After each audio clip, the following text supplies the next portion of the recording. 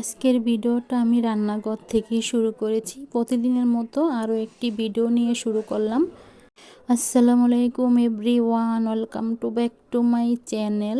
দূরে কাছে যে যেখান থেকে আমার ভিডিওটা দেখছেন, আশা করি আল্লাহর রহমতে সবাই ভালো আছেন।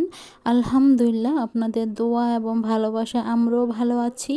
নতুন একটা ভিডিও নিয়ে শুরু করলাম। প্রতিদিনের মতো আজকের ভিডিওটা শুরু করেছি। আজকের ভিডিওটা আমি রান্নাঘর থেকে শুরু করেছি, রান্না দিয়ে ভিডিওটা শুরু করলাম। বিকালবেলা রান্না করে নিচ্ছিলাম। আজকে না আমি রান্নাটা বসিয়ে দিয়েছি, রান্না বসানোর সময় আর ক্যামেরাটা করা হয়নি, অফ ক্যামেরায় বসিয়ে দিয়েছিলাম। আশা করি প্রতিদিনের মতো আমার আজকের ভিডিওটা আমার আপুদের এবং ভাইয়াদের কাছে ভালো লাগবে। যদি আমার আজকের ভিডিওটা আপনাদের কাছে ভালো লেগে যায়, প্লিজ লাইক দিয়ে ভিডিওটা দেখে নেবেন, সাথে ভিডিওটা শেয়ার করে দেবেন। আর যদি একবারে বেশি আমার ভিডিওটা আপনাদের কাছে ভালো লেগে যায়, তাহলে কিন্তু চ্যানেলটা সাবস্ক্রাইব করে দিয়ে আমার পাশে থাকতে পারেন, কমেন্ট রেখে যেতে পারেন। তাহলে কিন্তু কমেন্ট ধরে আমি আপনাদের চ্যানেল থেকে ঘুরে আসতে পারবো। তবে 24 ঘন্টা হলে কিন্তু আমি আপনাদের চ্যানেলে যেতে পারবো। দেখুন, আমি এখন দুন্দুলবাজি করে নিচ্ছিলাম। আর প্রথমত মাছ রান্না করেছিলাম, পোয়া মাছ টমেটো দিয়ে সাথে আলু দিয়ে রান্না করে নিয়েছিলাম। আর দেখুন, সাথে রান্না করার ফাঁকে কিন্তু বাহিরের দিকে ক্যামেরা করে নিচ্ছিলাম। রান্নাঘরের জানলা দিয়ে কিন্তু বাহিরের দিকে ক্যামেরা করে নিচ্ছিলাম। বেশি কিছু দেখা যায় না, বাহিরের দৃশ্যটা এতটুকুই দেখা যায়।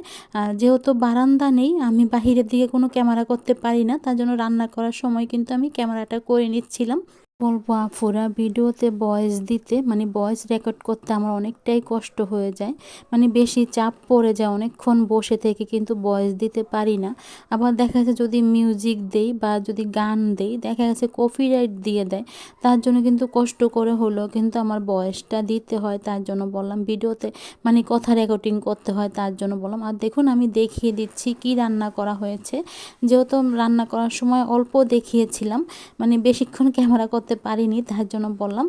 পোয়া মাছ আলু দিয়ে সাথে টমেটো দিয়ে রান্না করা হয়েছে, সাথে কিন্তু দুন্দুল ভাজি করা হয়েছে, আর কিন্তু সাথে কিন্তু ডাল রান্না করা হয়েছিল। ডালটা কিন্তু আমি ক্যামেরা করতে ভুলে গিয়েছিলাম।